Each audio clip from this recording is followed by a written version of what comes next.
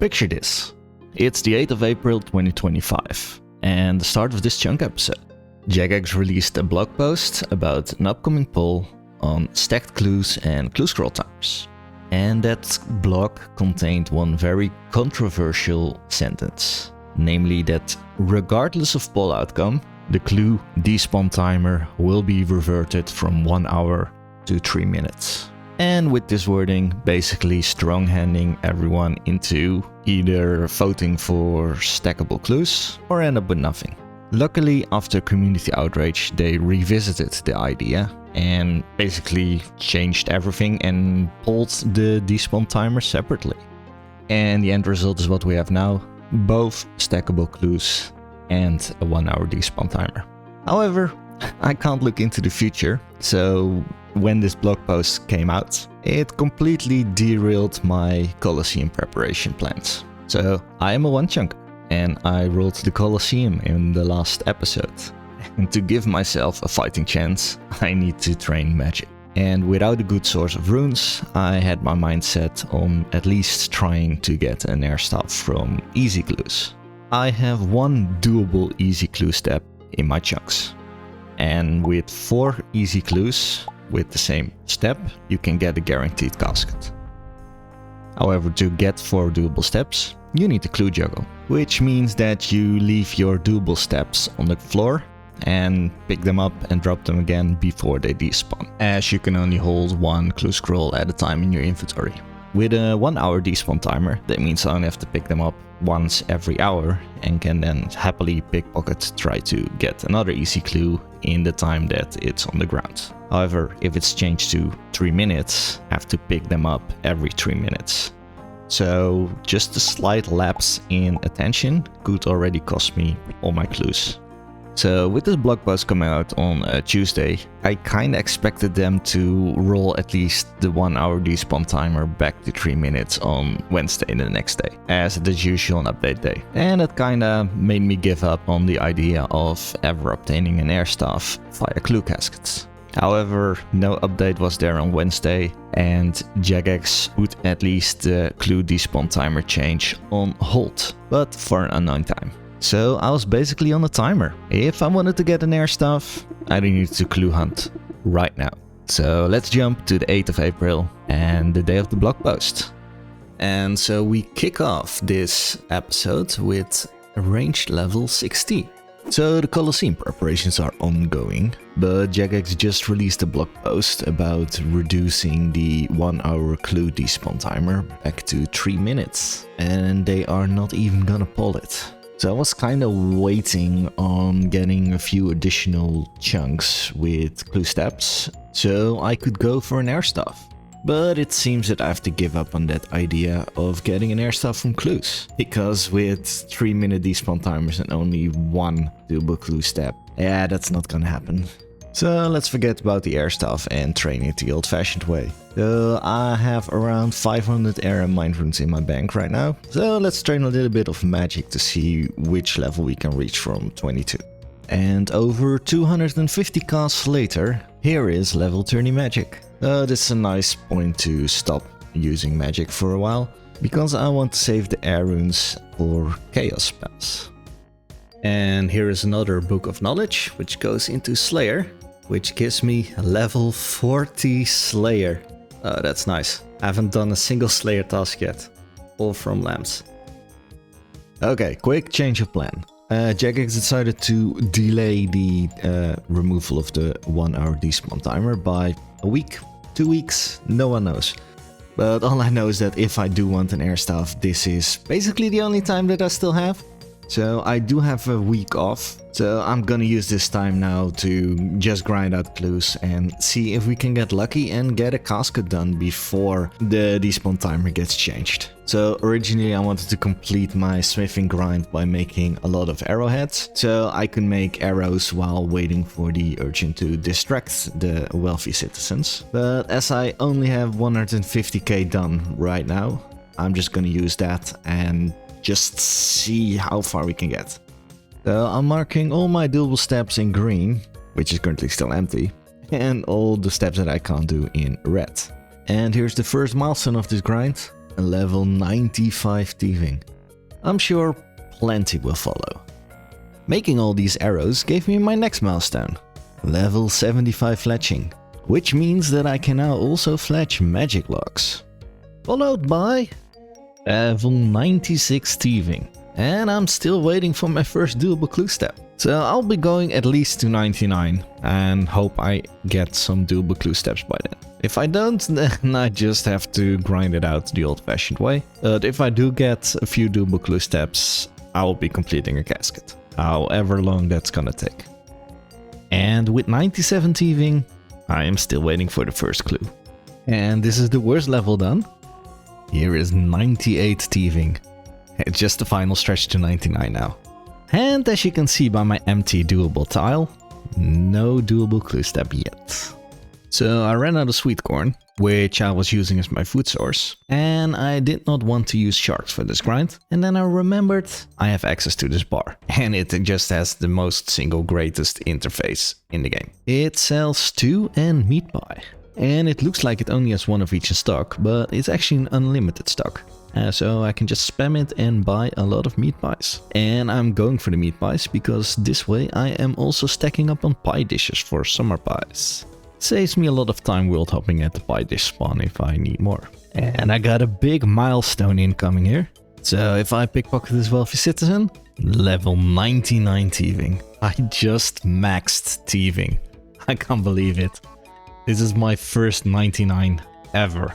And as you can see in the doable corner, I actually do have 2 doable steps. And the funny thing is that I actually got both in like the last 100k towards 99. So it took me over 900 easy clues if I count all the clues I got from all the sources to get my first doable steps. And there are only like 165 doable steps. So I was hella dry. But I got 2, so we're going for the casket. However long that still takes. And something went horribly wrong. So I grinded out more clue scrolls and got nearly 14 million thieving experience before I got 4 steps. So then I brought my 4 steps to the Hunters Guild, and after turning in 4 steps, I got the casket. The only problem is that I don't have any footage of that. I thought I was recording, but I actually had replay buffer on. And I did not realize I had replay buffer on, so when I stopped recording, I did not save the replay buffer. By the time I realized that I did not record anything, I tried to save it by pressing the replay buffer, but it was already too late. So yeah, the next step that I have is just me standing outside of the Hunters Guild with a complete casket. I can't turn back time. There's like an easy clue completion on my account. And the only thing I can take away from this is lessons learned.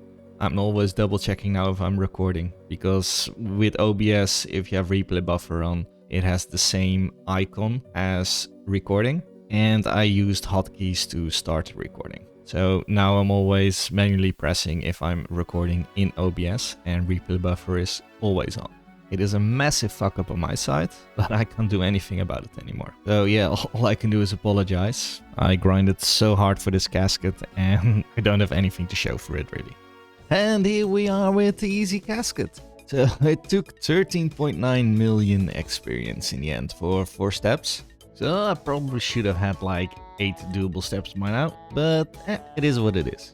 So there's only one thing that I really want from this casket, and that's the hairstyle.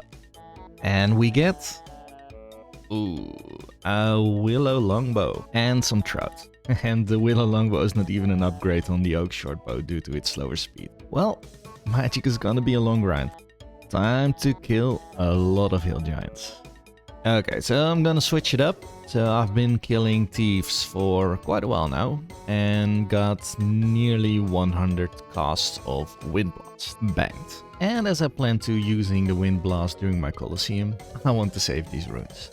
And as I only have 1 thief spawn, my kills per hour is quite low. So I'm gonna switch it up to hill giants, because I can kill 3 hill giants in the time that I kill 1 thief. But it is only true when I face tank the hill giants, so I am gonna make myself a myth chain body, so that I'm a little bit better protected from them. I have to use the myth bars sparingly, because I can only get them from the maze random event. Hence, I didn't really make anything yet with them. So first I'm gonna make a medium helmet. And I need another bar for the chain body. 1 sec. And here is the Myth Chain Buddy. And this is quite a big upgrade compared to steel, because it is 2 tiers higher and will save me a lot of time getting food during the Hill Giant grind. So the thieves, they dropped all their runes at a 1 in 64 rate, and I was mainly interested in the air runes. However, killing them was quite slow because I only had 1 spawn and then had to wait for the respawn before I could kill another one. And as I was only gathering runes for strike spells, my experience ceiling was already reached. However, when I hit level 21 magic, the Hill Giants became a better source. That's why I'm there, for all their rune drops. And I am mainly interested in the fire and nature runes, because with them I can cast higher experience skills at higher levels. So I got low level alchemy at level 21, and I will unlock superheat item at 43 and high alchemy at level 55. And additionally, with the water, cosmic and law runes, I will also be able to enchant some of the jewelry that I got during the house raids. And on top of that, 15 prayer experience per big bone. And 65 ranged. So purely focusing on the low alchemy, superheat and high alchemy leveling route, I need around 6000 nature runes to reach level 59 magic or fire blast. And with Hill Giants dropping 6 runes at a 1 in 64 rate, which roughly translates to 1 rune every 11 kills, I need to kill around 64,000 Hill Giants. This will be reduced by maze randoms, but it's still a good target. So my plan is to first train to 75 ranged on the Hill Giants, before going back to smithing to get 75 for the adamant scimitar and then train melee on them. So I was looking at my loot tab and I'm nearly sitting at 4.4k kills, and I noticed that I still only have 1 longbone. And based on the drop rate of 1 in 400, I should have around 11 by now. So let's hope that this does not translate to the nature rune drop. I have some milestones coming up with level 50 prayer, which unlocks a bunch of stuff that I can't do. And if I do this, level 35 magic, which unlocks firebolt. So I now unlock the maximum damage potential of all the bolt spells. And just past 5k Hill Giants killed, I got the second longbone. Coming in with level 70 ranged, which unlocks a whole lot, namely the Wake Weddle armor and the Black Dragonhide. So as you can see in my inventory, I brought out a lot of runes, and that's mainly because I wanted to test out something. So I noticed that I have over 2k chaos runes, which I got mainly from the maze random event. So I wanted to see if the bolt spells were comparable experience rates with low alchemy. However, they were not. They were quite a bit worse actually. And they of course come with the problem that I can't sustain air runes that well, as my only source is the 1 in 64 from the thieves. And even if I would constantly max hit with wind bolt, I would still get less experience per cast than 1 low alchemy will give me. Plus, the Hill Giants give me so much more other experience, namely 3 times more prayer experience compared to the normal bones. So I decided to use some of my precious air runes to cast telekinetic grab. So using 150 air runes got me all the way to level 37, nearly 38 magic, leaving me with 150 air runes in the bank still, or roughly 50 casts for the Colosseum. So I don't want to get any lower than 150. But the reason that I did cast telekinetic grab is to save on nature runes. Because at the moment, casting low alchemy is not really that beneficial for me. I have quite a lot of money, and low alchemy gives less than high alchemy. So I rather save as many nature and fire runes as I can until I unlock superheat item at 43. Because with superheat item I can smelt my iron ores into guaranteed bars, which will help me get 75 smithing a lot easier, as well as getting a lot more experience per nature rune. So in my opinion, this was worth it. Okay, so a very small update. As you can see down here below, I reduced the number of Hill Giant kills needed all the way down to 37k from the 65k because I ran the numbers again. So in a previous clip I did cast some telekinetic grabs, and that gave me enough magic levels to reduce the total amount of hill giant kills needed by 14k. So then that made me think, what if I cast telekinetic grab all the way to level 43 magic, where I unlock superheat item? How many hill giant kills do I need then in order to get enough nature roots? And this is the number, 37k. So that's what I'm gonna do. The hill giants, they drop the law runes at in pairs of 2 and 1 in 42. So roughly 5k kills is needed to get the amount of law runes needed for me to cast enough telekinetic grabs to reach level 43. Then the only bottleneck remaining is the air runes, because it costs 1 air rune for each telekinetic grab. But I have a plan for that as well, namely the maze random event. There you can do the chest stall method, where if you don't close the dialogue, you can reopen the chest at a cost of 1% in the maze. And they do drop air runes at a drop rate of 1 in 10. You can get 15 air runes. So I'm gonna do that with my maze randoms, and when I'm done with this and I don't have enough air runes, then I'll just go back to the thieves in order to get that done as well. So that's the plan going forward. This reduces the grind from 650 hours hill giant grind to 370 hours, because my kill rate is on average 100 kills an hour. Alright, so I was talking in the clan chat about my grind, and another Varlamore chunker actually made me aware of a monster that I completely written off as a good source for runes. Because they drop mind runes too at a 1 in 28. So I thought, well, that's shit. But they actually do drop water, air and chaos runes at a rate of 1 in 25. In very good as well. 8 runes for the air and the water and 6 for the chaos. So that actually changes everything. So I'm quickly going there. And I haven't been here since episode 2, so I forgot about these. But they are the bandits, the Varlamore bandits. And here you can see they drop air, water and chaos runes in pairs of 8 and 6 in 1 in 25. And they are a lot easier to kill than the hill giants. I will get less spray experience this way, but my magic grind is gonna be like a lot faster.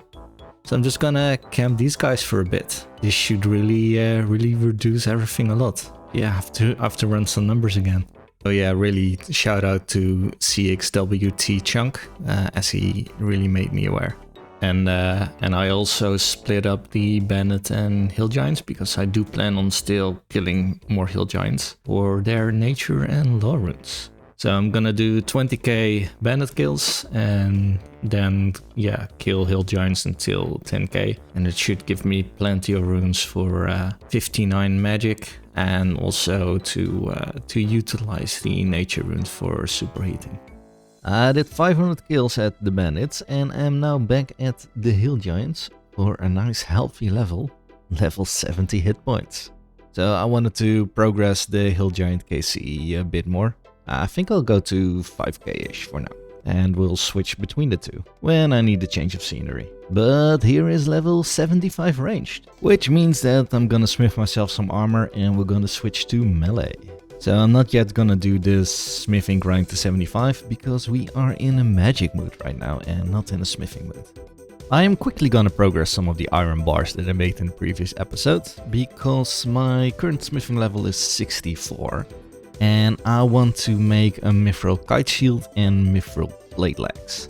So I already do have the level for the mithril kite shield, because that is level 62. But for the blade legs I need level 66. So I'm not yet going for 68 for the plate body, because the bandits and hill giants actually use crush. And the chain body has a higher crush defense than the plate body. So the 3.4k iron bars that I have are more than enough for level 66 smithing. 65 smithing. And here's already level 66 smithing.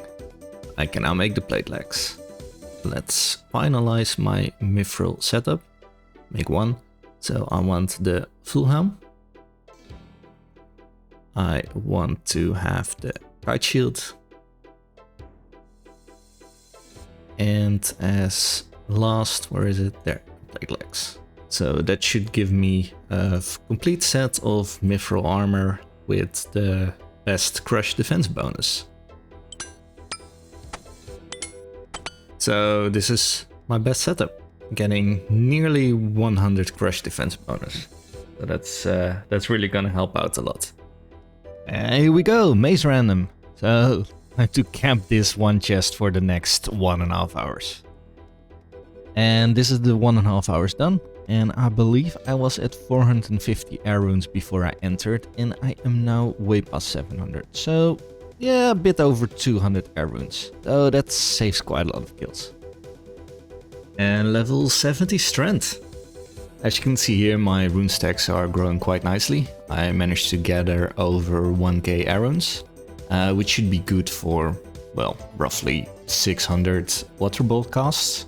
So I want to figure out how far I can get with 600 casts, because I find it difficult to calculate, because I do have to compensate for the amount of damage that I do.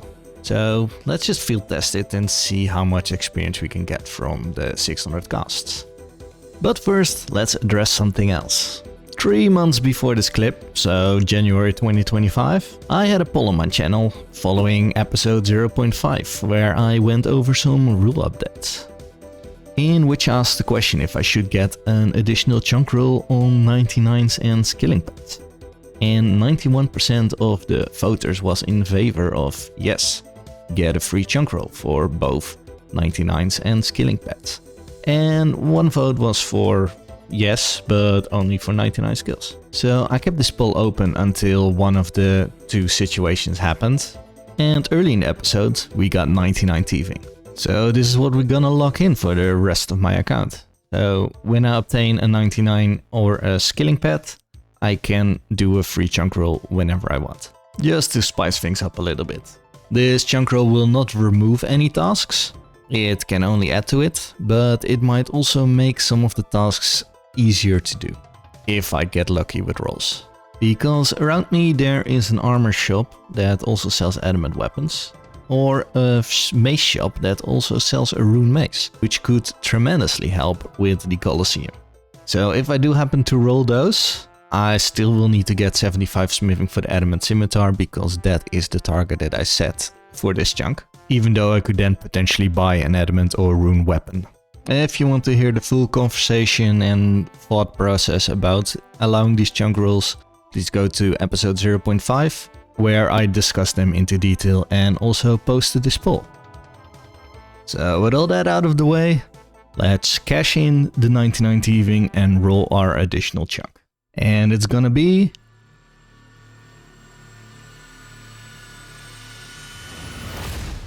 corner content, the Colosseum South Shore. Let's have a look and see what we get with it. So there's at least 1 additional task, is to dig up an uncut sapphire for Rumourworld, which is then also the final task that I have for Rumourworld. And other than that, there doesn't seem to be any new tasks. And also absolutely no benefits to my grind. Alright, so here we are at the border, and I don't know exactly where it starts, so let's open it up and... Okay, yeah, I can't access it from this side. So let's head to the Colosseum and look from there. Alright, take 2. So I am now at the Colosseum site, and I locked up the chunk again to see where the border will be. And the only way in I found is this stairs. And step into our new chunk. Well, sliver of a chunk. So there is Rumourworld, and I forgot my spade. 1 moment please. Got my trusty spade, so let's talk to Rumourworld. So I have to dig at the mouth of the nearby cave. I think I can do that. So this seems pretty clear cut. Let's dig here, and there's the sapphire. Chunk task completed. It's been a while since I said that. So to quickly turn it in, and I can keep the sapphire. So yeah, that's everything that the new chunk has to offer. There's really nothing here. Well, back to the magic grind we go. Bandits and hill giants. In case you forgot before I rudely interrupted everything with my chunk roll, I was planning on trading magic. So I brought my rune stacks with me and we're gonna smite some bandits with water bolt, because that is probably my best bang for buck right now. And with killing the bandits I also get some of the runes back, hopefully. So let's see how far we can get. And if you liked the episode so far, please like and subscribe, it really helps me out a lot. Thank you. So we resume training with nearly 38 magic and come back to level 40 magic. Funny how that goes, huh? But this unlocks teleport to house. And I do have a house, but I don't have a way back. And no saw. And no construction training method. But will be useful later on. So I used up all my air runes and got around 586 casts out of them. And I got 16.2k magic experience out of that. Which is around 26 experience on average per cast. So based on that I can redo my calculations. Oh, and I ended up with 42 magic. So I did a quick calculation and I need roughly 3500 more air runes in order to reach level 49 magic, which is gonna be my target for the Rings of Forging. And a lovely 75 strength. Well, it's been a while since the last update. As you can see, my kills have been steadily progressing. And if I put this lamp in here, there's the whole reason for this clip. 45 Slayer has been obtained. I can now kill Infernal Mages if I ever get to the Slayer Tower. But that's a big one. Ooh, even total level 1275. So 3 more Slayer levels to go. And after that I have to figure out what I'm gonna lamp. Might as well lamp to 52 if I don't have any other really lampable skills, because there are jellies in Varlamore and they require 52 Slayer. Another milestone level, 75 hit points there, and roughly 500 air runes left until the 49 magic goal. And with this, Strength level 80 and Combat level 86 have been obtained. And with that I have reached my Strength goal. So now I'm gonna switch to attack and defense and bring those up to 70 as well. Still need some more air runes for the 49 magic, right? And after that it's smithing before going back to magic again. And with this final air rune drop, I'm over 3.5k air runes. So this should be enough to get my magic level all the way up to 49. I really wish I had a staff because this is so much manual clicking, but here is 45 magic.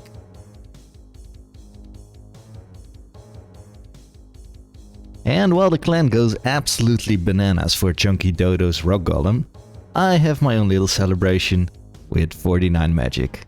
I can now enchant ruby jewelry and make my own Rings of Forging. So here we are at the bank, and I did take out all the ruby rings that I collected from house thieving earlier on. And let's create our first Ring of Forging. Each one of these gives 140 charges, which means 140 guaranteed iron bars when smelting iron ore. So I do have 24 of them, which means over 3.3k guaranteed iron bars. It won't help that much, but it will at least save me 4 hours of mining iron ore. And I needed to get the magic levels anyway. And another additional bonus is that when I enchant this ruby amulet, I get an amulet of strength, which gives a massive plus 10 melee strength bonus. So this will really help out with the remaining of the grind. And with this milestone, I think this is a really nice moment to wrap up today's episode. So already made quite a lot of progress to the Colosseum prep, but we still need to get more magic levels and 75 smithing for the Adamant Scimitar. But I don't want to milk the preparation anymore. I think a maximum of 3 episodes for the whole preparation is more than enough. So we will complete our magic grind and the 75 smithing grind in the next episode, and we will take on the Colosseum and complete wave 1 of the Colosseum in the next episode. So you absolutely do not want to miss the next episode. If you subscribe, you will get notified when it goes live. Thanks a lot for watching, I hope you guys enjoyed it, and I hope to see you guys in the next one. Bye for now.